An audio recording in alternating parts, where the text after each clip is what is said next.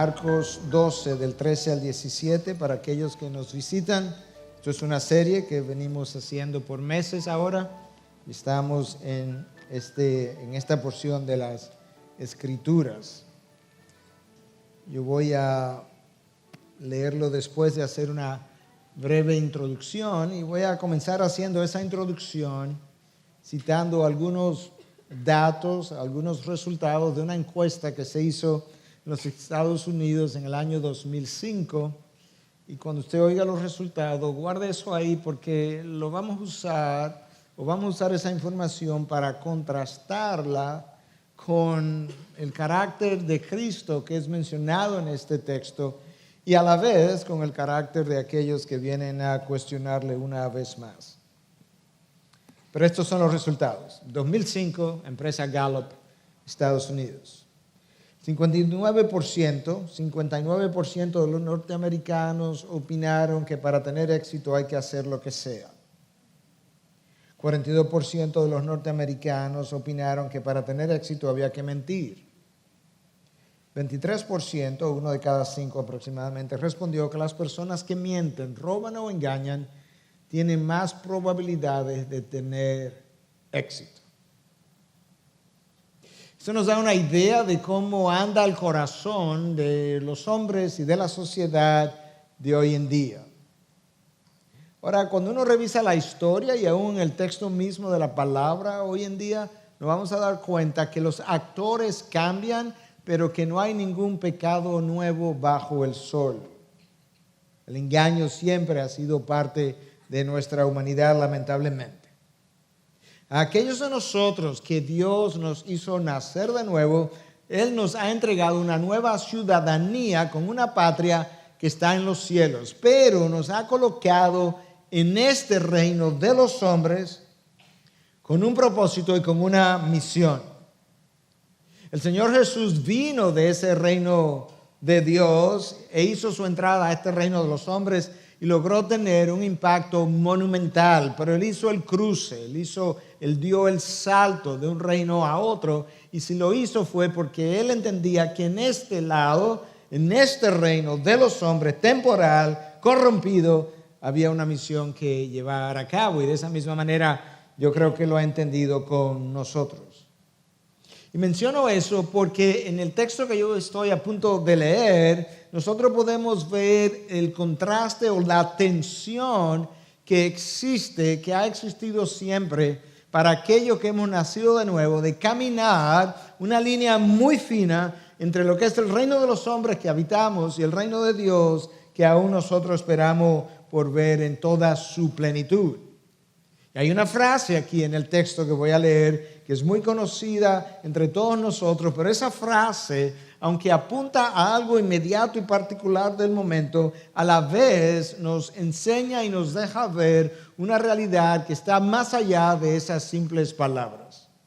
Y con eso yo quiero entonces que podamos leer a Marcos 12, del 13 al 17. Y le enviaron a algunos de los fariseos y los herodianos para sorprenderle en alguna palabra. Y cuando ellos llegaron le dijeron: Maestro, sabemos que eres veraz, que no buscas el favor de nadie, porque eres imparcial y enseñas el camino de Dios con verdad. ¿Es lícito pagar impuesto al César o no? ¿Pagaremos o no pagaremos?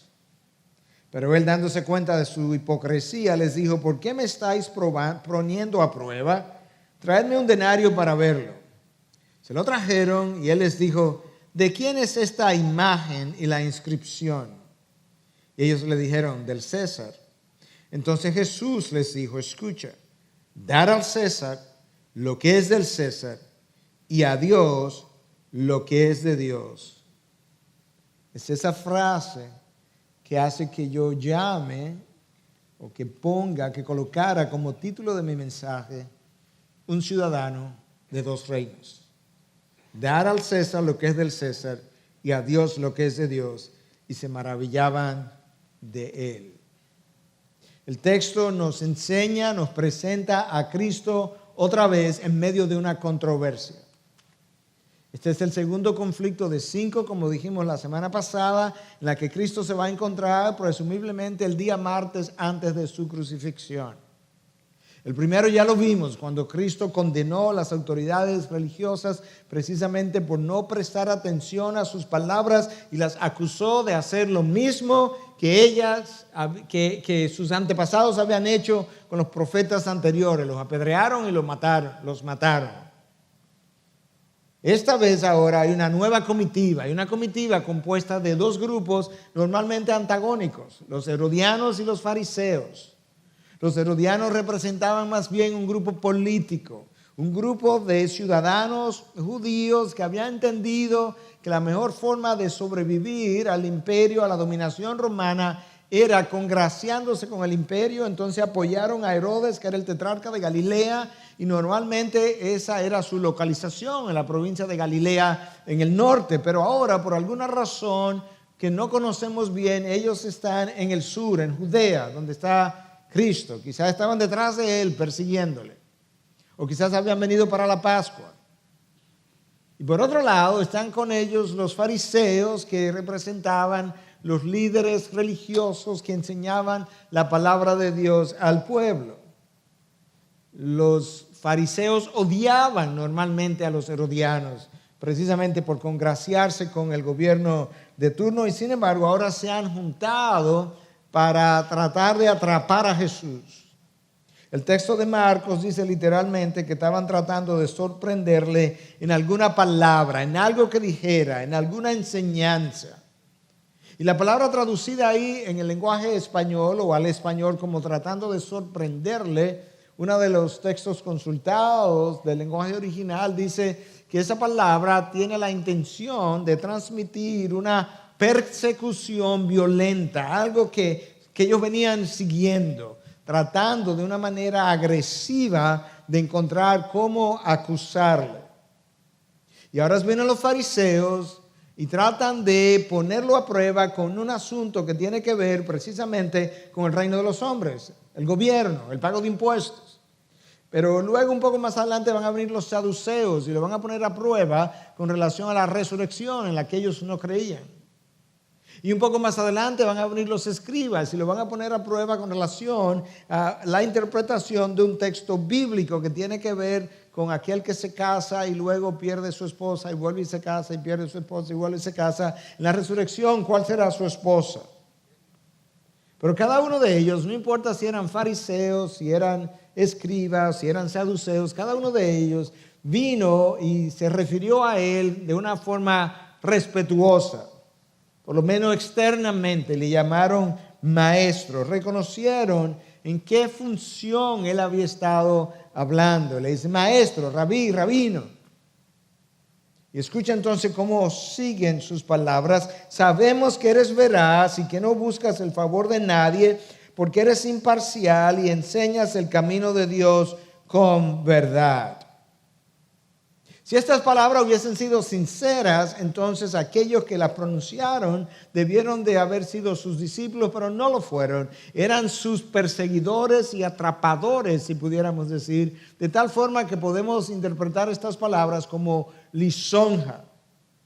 Pero la lisonja que ellos dan es una lisonja que corresponde al carácter verdadero de Jesús, porque en ocasiones la lisonja es simplemente algo abultado, algo exagerado, algo hiperbólico que alguien está diciendo acerca de alguien con la intención de motivarlo a que trabaje o actúe a su favor. Pero en esta ocasión, esta lisonja corresponde a la verdad. Y nota entonces de esa maniobra sabia de parte de ellos. Primero le llaman maestro y luego entonces todo el resto de la lisonja. Ellos pensaron, con esta pregunta los vamos a atrapar, porque no importa si él responde de una manera o responde de otra manera, en cualquiera de los casos él quedará atrapado. Lo que ellos no habían anticipado era que estaban delante de la fuente de sabiduría y ellos serían los atrapados. Pero ellos han sido forzados por la fuerza del testimonio de Jesús a dar una lisonja que corresponde a la verdad. Y esto es lo que dicen: eres veraz, no buscas el favor de nadie, eres imparcial, enseñas el camino de Dios con verdad. Estas cualidades formaban parte de Jesús. Pero eso que ellos sabían en su cabeza, no querían admitirlo en su corazón, porque de haberlo hecho lo hubiesen seguido como maestro, pero no lo hicieron. Entonces esto es lo primero que dicen y que sirve para nosotros vernos en el espejo. La primera condición es que tú eres veraz. Tú no hablas mentiras, tú no andas en mentiras, tú eres transparente. Lo que vemos es lo que eres. Tú no tienes una palabra hoy y otra mañana. Lo que dices hoy no lo niega después. Tú no tienes doble cara. Tú no dices una cosa a uno y a otros dices otra cosa. Ciertamente tú eres consistente con lo que enseña tú lo vives. Tú eres consistente porque tú dices lo mismo a los saduceos, a los fariseos, a los escribas, a los reyes si fuera necesario. Tú no tienes dobleces por ningún lado. Cuando hablas, lo afirma, lo sostiene. Pero a pesar de eso, representaba todo esto lisonja. Tú eres veraz, segunda condición, tú no buscas el favor de nadie. Tú no estás procurando que la gente te apruebe, tú no estás detrás de la popularidad. Algo que a nosotros se nos hace difícil porque desde que Adán dejó el huerto, el hombre con frecuencia ha buscado el favor de otros como una manera de encontrar a alguien que lo apruebe porque ya había perdido la aprobación de Dios. Otras veces ese hombre anda buscando el favor de otro porque necesita sentirse protegido, porque tiene temor, porque tiene alguna ventaja, algún beneficio que sacar. Pero Jesús no tenía ninguna de esas disfunciones o debilidades o pecaminosidades, de tal manera que él no andaba detrás del favor de nadie. Algo que tiene que formar parte del carácter de los discípulos de Jesús, porque eso es exactamente lo que Pablo dice a los Gálatas en 1:10, cuando dice: ¿busco yo acaso el favor de los hombres? Porque si buscara el favor de los hombres, yo no sería siervo de Cristo. Nosotros buscamos el favor de alguien y cuando no lo hacemos frecuentemente en nuestro orgullo o nuestra rebelión que nos dice: yo quiero ser independiente. En el caso de Jesús, la razón por la que él no buscaba el favor de nadie es porque él sabía que la única complacencia que verdaderamente tiene un valor incuestionable es la complacencia de Dios. Ya él lo había oído en el río Jordán: este es mi hijo amado en quien yo tengo complacencia. Tú eres veraz, tú no buscas el favor de nadie, tú eres imparcial. Tú le dices lo mismo a uno que a otros, a príncipes, como a sacerdotes, como a profetas. Tú no tienes miramientos. El ser imparcial es una condición extremadamente difícil para el ser humano. Los cónyuges, cuando se enfrascan en un conflicto, raramente, si es que alguna vez, son completamente imparciales en la valoración de su condición. El esposo que está defendiendo a la esposa o viceversa ante otros raramente es completamente imparcial. Los padres se les dificulta o se les imposibilita el ser imparcial con relación a sus hijos cuando tienen que defenderlos, porque usualmente nosotros tendemos a defender a aquellos con quienes más nos identificamos porque creemos más en ellos que en otros, cuando en realidad quizá Dios conoce lo opuesto. Entonces verás, tú no buscas el favor de nadie, tú eres imparcial y es más, Jesús, tú tienes otra cualidad. Tú enseñas el camino de Dios con verdad. Bueno, pues entonces, ¿por qué no me sigue? Eso es algo que Nicodemo notó también. Maestro, sabemos que tú vienes de Dios porque nadie puede hacer las cosas que tú haces si Dios no está con él. De manera que el carácter de Jesús había salido a relucir. Y el carácter de los fariseos que vinieron también están saliendo a reducir, porque ellos vinieron para atrapar a Jesús con una mentira y un engaño. Y por eso, al comenzar, yo decía, mantén esas estadísticas ahí de lo que está pasando hoy en día, para que tú puedas contrastarlas o compararla con el carácter de Jesús y compararla con el carácter de los fariseos, y te darás cuenta que no hay nada nuevo debajo del sol.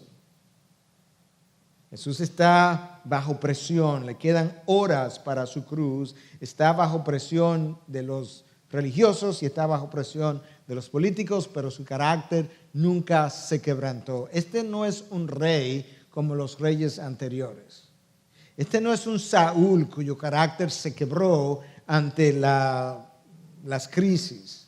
Este no es David que su carácter se quebró ante la tentación. Este no es Salomón, el rey Salomón, cuyo carácter se quebró ante el manejo de la autoridad. Este no es ni siquiera el rey Usías, cuyo carácter se quebrantó en el manejo de lo sagrado. Este es Jesús, el Rey de Reyes, Señor de Señores, definido como veraz, imparcial, que no busca el favor de nadie y que enseña el camino de Dios con verdad. Esta es otra cosa. Pero esta gente que conocía eso acerca de él, nunca abrazó sus enseñanzas y nunca alcanzó salvación. Y yo creo que hoy en día hay personas que conocen que Jesús es el enviado de Dios, que Jesús es el Hijo de Dios, que la Biblia es algo inspirado por Dios, pero que conociendo todo eso no acaban de abrazar la persona de Jesús de tal manera que ellos puedan recibir salvación.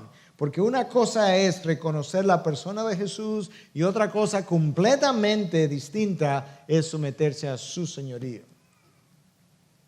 Y aquí estaba esta gente. El primer Adán, Jesús es el segundo, el primer Adán salió del huerto. Y cuando él salió del huerto, él perdió la capacidad de ser veraz cuando le creyó al padre de mentiras. Una vez fuera del huerto, él perdió o comenzó a buscar el favor de los hombres porque había perdido el favor de Dios. Y una vez fuera del huerto, él perdió el camino de regreso, el camino de retorno. Y aquí está Cristo enseñando el camino a Dios y enseñándolo con verdad. El camino de regreso. Aquí están los fariseos, aquí está Cristo. Aquí hay dos caracteres encontrados monumentalmente distintos. Uno veraz y el otro engañador. Y entonces esta es la pregunta que le hacen. Le dice, maestro, tú que tienes todas estas cualidades, yo me imagino su carita de inocente. Maestro, tú que eres veraz, imparcial, que no sigues a nadie, no busca el favor de nadie, enseñas el camino de verdad. ¿Es lícito pagar el impuesto a César? ¿Pagaremos o no pagaremos? Con esa pregunta ellos estaban convencidos que lo iban a atrapar, porque si dice sí debe pagarlo, se iba a poner en malas con el pueblo que odiaba pagar este impuesto. Era un impuesto que estaba asociado a los censos que el Imperio Romano hacía, un impuesto que fue oficializado en el año 6 de esta era, cuando Jesús apenas tenía unos pocos años, y desde entonces se cobraba. Los celotes se rebelaron contra Roma por no pagar este y otros impuestos y pensaban que el darle un golpe de estado al Imperio Romano o al emperador era parte de la voluntad de Dios y que por tanto ya eran parte del instrumento de Dios para hacer eso, y se habían revolteado contra ellos. Y por otro lado, el decir que no se pagara el impuesto lo pondría en mala luz con Roma. De manera que ahí está Jesús, primero ya lisonjado, si pudiéramos decirlo, y ahora con una pregunta de donde él no tiene aparente escapatoria. ¿Realmente lo pagamos o no lo pagamos? Ese tipo de preguntas donde tú tienes que responder sí o no son de las preguntas más peligrosas que alguien pudiera escuchar. Y yo le recomiendo que antes de usted responder preguntas de ese tipo, piense bien si eso es todo lo que necesita ser dicho. Yo estuve en corte en una ocasión y pude ver la manipulación del abogado al hacer preguntas pidiendo al juez que le concediera el permiso de hacer la pregunta para que se respondiera con un sí o con un no. Pero Jesús no hace eso. Jesús le hace otra pregunta.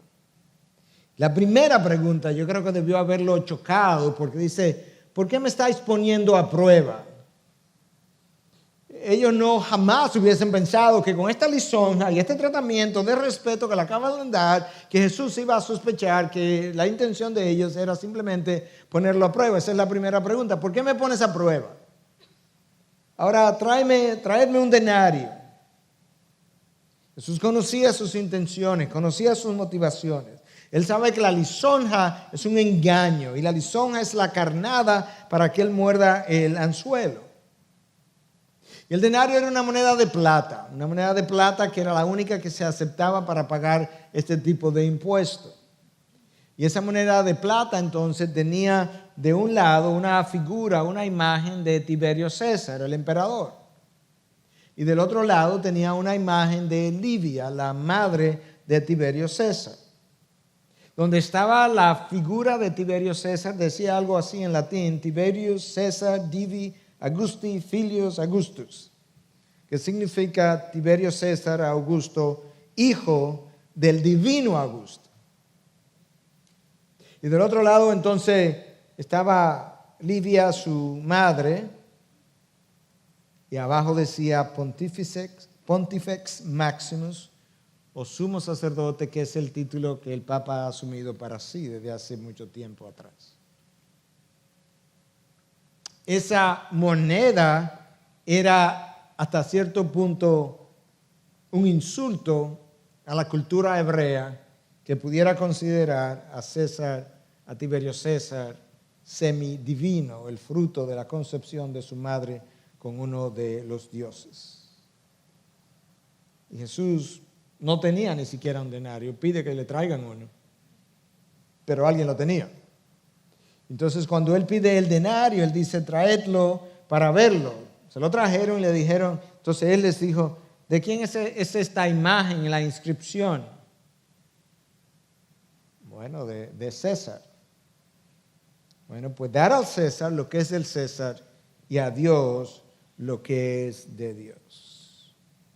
Esa frase tiene una aplicación inmediata, pero tiene toda una cosmovisión detrás, que es lo que hace que muchos estudiosos y teólogos la usen continuamente para hablarnos de la disyuntiva en la que se encuentra el cristiano que es miembro de dos reinos a la vez. Entonces la aplicación inmediata es que con esto Cristo está legitimizando el pago de impuestos. Cristo está autorizando bajo Dios el hecho de que los ciudadanos paguen impuestos porque eso le corresponde al César, algo que él ratifica vía el apóstol Pablo en Romanos 13 cuando nos manda a someternos a las autoridades de turno y nos manda a pagar impuestos.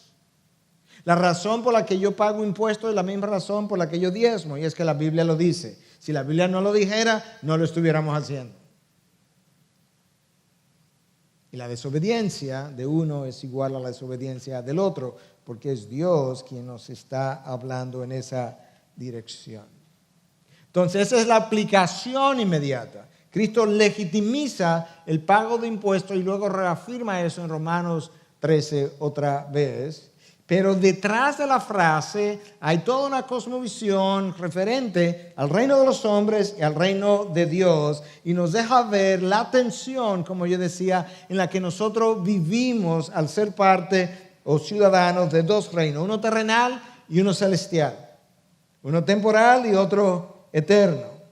Lamentablemente muchos se ven simplemente como ciudadanos del reino terrenal y viven esa vida carnal, pero otros se ven exclusivamente como ciudadanos del reino de los cielos y entonces no pueden cumplir las responsabilidades que Dios le ha dado al cristiano mientras él tenga ciudadanía aquí en la tierra.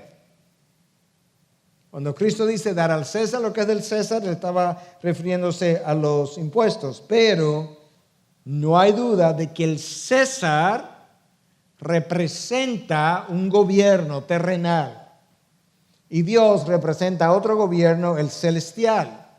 Cristo no simplemente dijo, darle los impuestos al César, dijo, darle al César, al gobierno, todo lo que es del gobierno. Y darle a Dios todo lo que es de Dios. Dios nos ha asignado responsabilidades en ambos reinos. Y faltar a uno o faltar al otro implica desobediencia a lo que Dios nos ha dejado. Nosotros no podemos olvidar que Dios nos dejó claramente ver la existencia de estos dos reinos de varias maneras.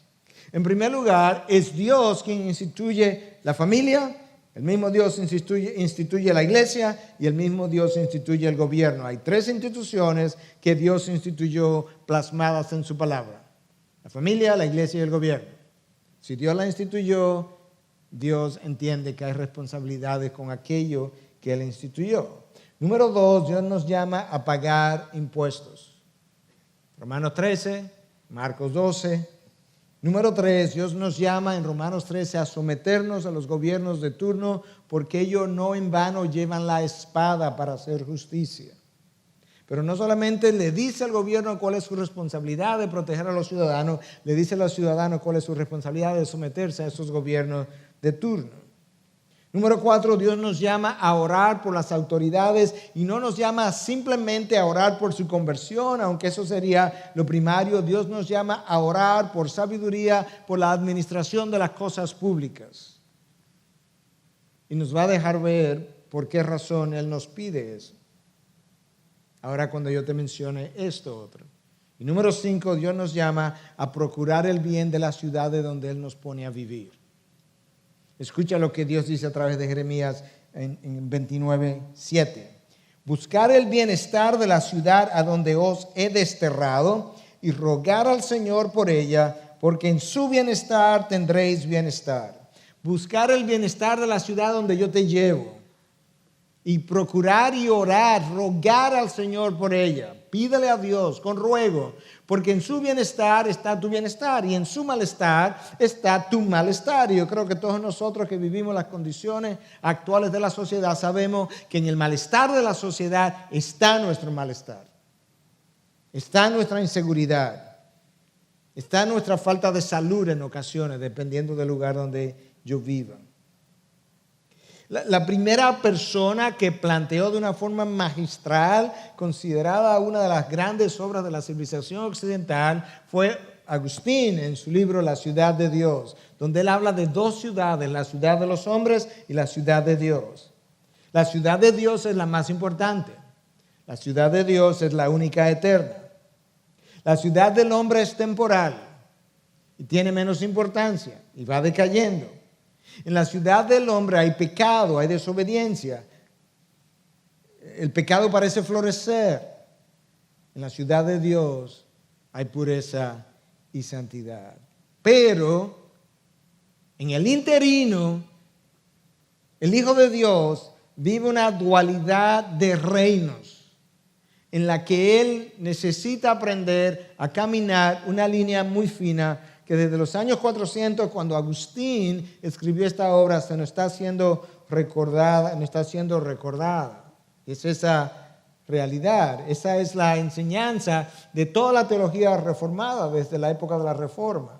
La única teología que insiste que el reino de Dios no tiene nada que ver con el reino de los hombres, en el sentido que lo estamos diciendo, es la teología dispensacional, de la cual no vamos a hablar en este momento, pero la teología que hemos abrazado, la teología de la Reforma, insiste que yo tengo una ciudadanía doble con responsabilidades dobles. La prioridad está en el reino de los cielos. Pero yo no puedo ser ciudadano del reino de los cielos e ignorar el reino de los hombres de una manera responsable. Y Dios nos reveló eso de más de una manera. Cuando a Cristo le preguntaron cuál era el más grande y el principal de los mandamientos, estas fueron sus palabras: amarás al Señor tu Dios con todo tu corazón y con toda tu alma y con toda tu mente. Este es el el grande y el primer mandamiento. Ahí está el reino de Dios representado. Esa es tu prioridad. No lo puedes negociar. Tú tienes que amar a Dios por encima de todas las cosas. Pero ahí mismo Él me habló del reino de los hombres. Este es el grande y el primer mandamiento. Y el segundo es semejante a este. Amarás a tu prójimo como a ti mismo. La palabra de Dios menciona a los hombres con dos términos. O tú eres mi hermano o tú eres mi prójimo. No todo el mundo es mi hermano. Mi hermano es aquel que ha nacido de nuevo, que ha nacido de Dios. Pero todo el resto es mi prójimo. El prójimo vive en el reino de los hombres. Y yo no puedo amar a mi prójimo ignorando el reino de los hombres. Es una imposibilidad. La única forma de yo amar a mi prójimo es si yo tengo en cuenta el reino de los hombres y procuro su bienestar. Porque es en ese mundo donde habita el prójimo y es de ese mundo de donde va a salir los conversos vía la gran comisión. Carl Henry, uno de los grandes teólogos del siglo XX y mentor de Al Mohler, decía que el divorciarse de la cultura no es una opción para el cristiano. El darle la espalda a la cultura no es una opción para el cristiano. Y más recientemente Mohler, su pupilo, escribió: este no es el tiempo para que los cristianos americanos confundan la ciudad de Dios con la ciudad del hombre. Al mismo tiempo, no podemos ser llamados fieles en la ciudad de Dios si somos negligentes con nuestras responsabilidades en la ciudad del hombre. Y esa es toda la enseñanza de la teología reformada. La responsabilidad del ciudadano del reino de los cielos aquí abajo en el reino de los hombres mientras él permanezca aquí. El cristiano tiene que tener una preocupación por la justicia social, tanto así que Dios nos envió a un profeta, Amós, llamado el profeta de la justicia social, cuya función casi exclusiva fue denunciar las injusticias sociales de su época. Ahora, si convierte la justicia social en tu causa, negocias, diluyes y vende el evangelio y ya tú has perdido la causa. Esa no es la manera como Dios nos ha llamado a hacerlo. La tragedia estaría en que siendo fieles al reino de los hombres, hagamos secundario el reino de Dios. Somos ciudadanos de ambos. Y en ocasiones esos dos reinos entran en conflicto. Y cuando entran en conflicto, la palabra no es silente con relación a ese conflicto. La palabra es clara. La palabra Dios nos ha dejado enseñanza en su palabra.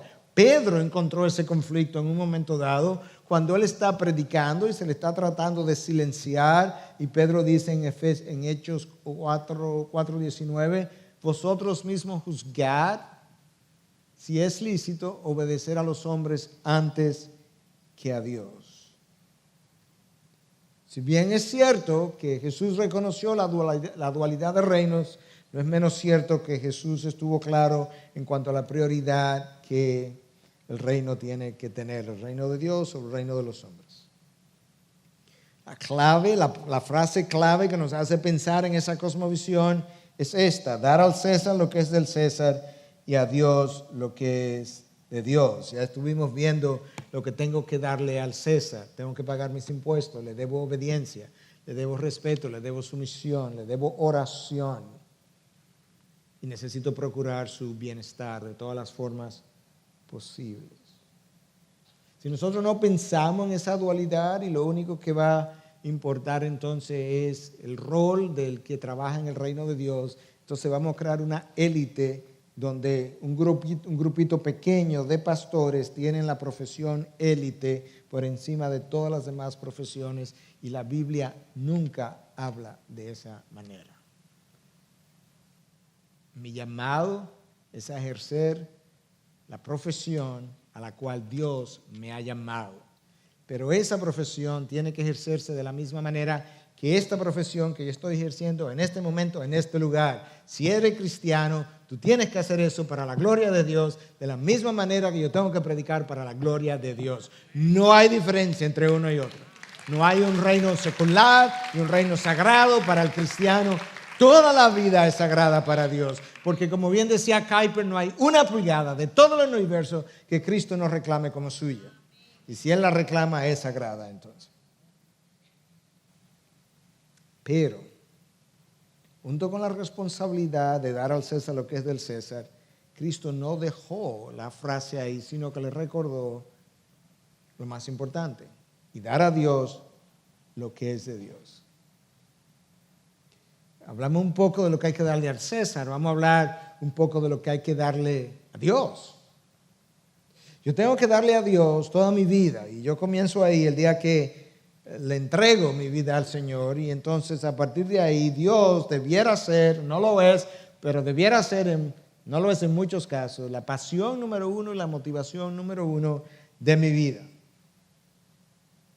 Si el más grande de los mandamientos apunta directamente al reino de Dios, amarás al Señor tu Dios con toda tu alma, con toda tu mente, con todo tu corazón, entonces eso implica que con mi mente yo voy a tener que rendir a Dios todos mis pensamientos, todos mis sueños, todas mis aspiraciones, mis mejores ideas, aún mi imaginación, todo lo que mi mente consume necesita ser rendido a los pies, y es por eso que yo tengo que traer a Cristo de manera cautiva todos mis pensamientos. Tienen que ser reemplazados.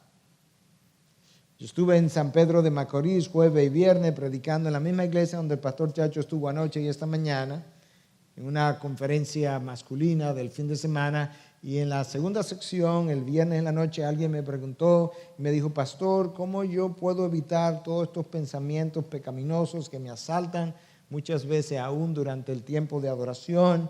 Y yo le decía, bueno, en inglés hay una frase que dice garbage in, garbage out, basura hacia adentro, basura hacia afuera. Tú necesitas parar toda la basura que ha estado alimentando tu mente y llenarla y reemplazarla con toda esta palabra hermosa, preciosa, santa, poderosa de nuestro Dios, para que ella venga a tu mente en los momentos de servicio y de adoración. Todos mis pensamientos tienen que ser dominados por sus pensamientos, y sus pensamientos han sido plasmados en esta palabra. Yo tengo que consumirla entonces. Eso es brevemente, resumidamente, cómo yo amo a Dios con toda mi mente. Pero el texto me dice que también yo tengo que amar a Dios con todo mi corazón, lo que implica que yo tengo que rendirle lo mejor de mis emociones y lo mejor de mis sentimientos. Lo que entonces va a decir que ningún otro amor puede estar por encima del amor de Dios. Parte de la razón por la que nosotros seguimos pecando es porque hay áreas de nuestra mente y áreas de nuestro corazón que no han sido rendidas. Y esa es la razón entonces cuando áreas de mi corazón no han sido rendidas, por la que nosotros mantenemos amores con cosas del mundo. Tenemos amantes en el mundo. Y no me estoy refiriendo a un hombre o a una mujer, sino a cada cosa que tiene preeminencia sobre Dios se constituye un o una amante en mi mente y en mi corazón. Si nosotros cediéramos todo el espacio de la mente y todo el espacio del corazón a nuestro Dios, nuestra lucha con el pecado cesaría. Pero hay cosas que están en nosotros que aún no son rendidas. Hay áreas de mi mente que estamos reteniendo. Hay áreas de mi corazón que estamos todavía reteniendo. Nosotros retenemos incluso parte de nuestra rebelión. Y nosotros retenemos parte de nuestra rebelión porque nos funciona en los momentos en que nosotros queremos hacer lo que queremos hacer. Y cuando yo tengo entonces parte de la mente que no he rendido a Cristo, es ahí donde se alojan pensamientos pecaminosos. Y cuando tengo parte del corazón que no he rendido a Cristo, es ahí donde se alojan estos amores del mundo. Y nosotros entonces retenemos parte de eso y parte de nuestra rebelión porque nos funciona, como yo decía. En algún momento, por usar una ilustración sencilla, estamos en una fila y yo me rebelo, yo me pongo adelante y yo rompo el orden. Y entonces, qué bueno que no tuve que esperar. Entonces en ese momento me funcionó y por eso yo no quiero ceder la rebelión completamente, porque en algún momento yo quiero usarla. Nos gusta ser como nosotros somos, más que como Cristo es. Si no nos gustara ser como somos, lo hubiésemos cambiado. Si usted compra una camisa, no la ha usado, cuando llega a su casa la ve y dice, bueno, como que no me gusta tanto. ¿Qué usted hace muchas veces? Usted va y la devuelve. Pero cuando le gusta usted queda con ella. Así hacemos con nuestra imagen. Nos gusta.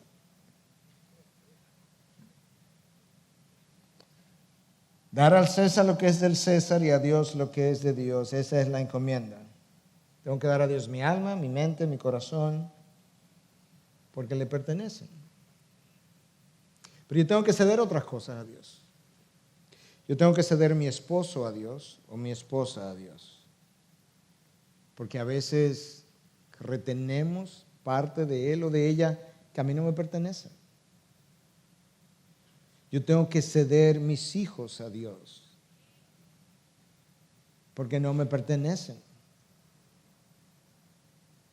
El reino de Dios y Dios tiene que tener supremacía por encima de los reclamos que yo tengo sobre mi esposo, mi esposa o mis hijos.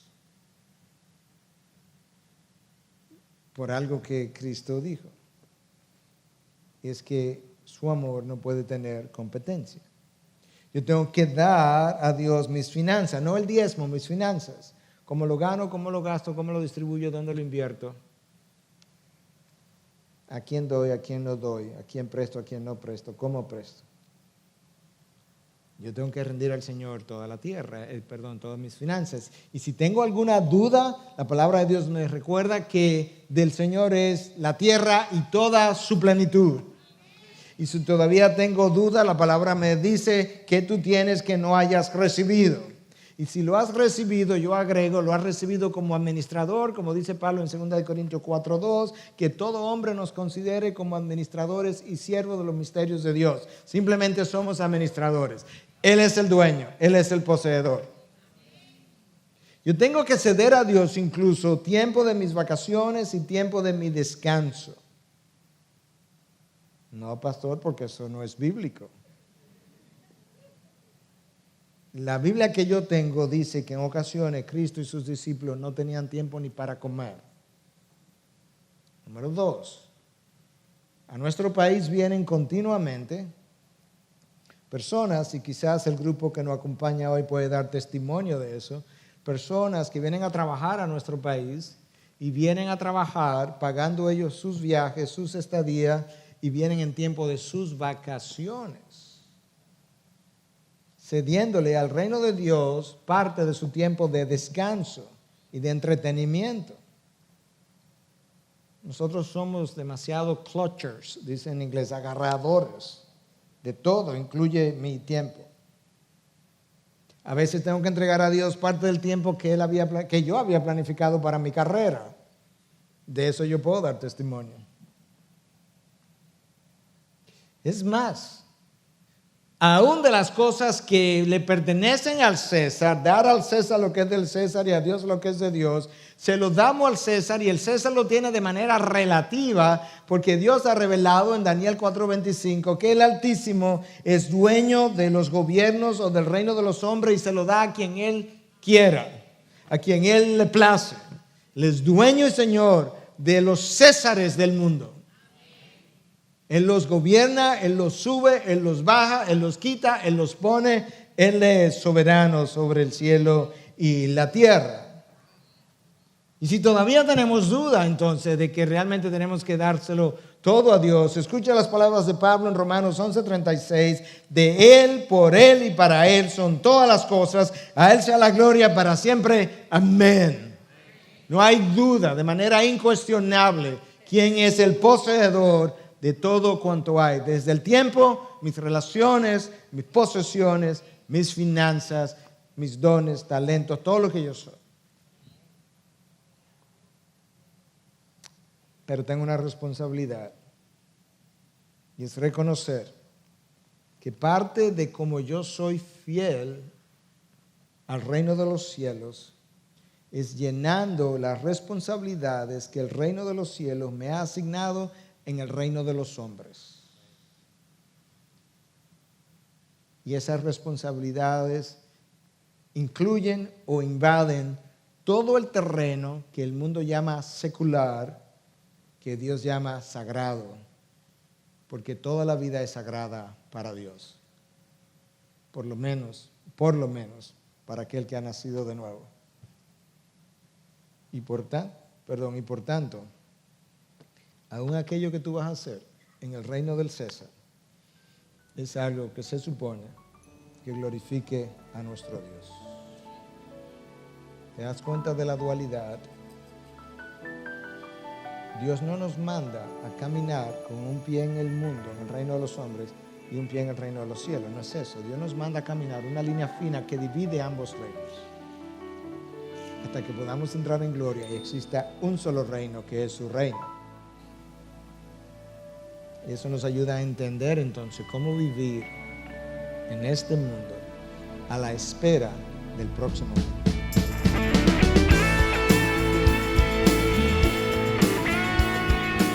Esta es una producción que llega hasta ustedes gracias a los aportes de individuos y empresas comprometidos con la defensa de la fe. Para más información, preguntas y comentarios, visite nuestra página de internet www.integridadisabiduría.org. En esta página encontrará información sobre la producción de este y otros recursos que ponemos a su disposición, como también las formas en las que usted puede contribuir con la producción de programas como estos. Les invitamos nuevamente a visitar nuestra página de internet www.integridadisabiduría.org. Será hasta la próxima, cuando nos reencontremos en su palabra.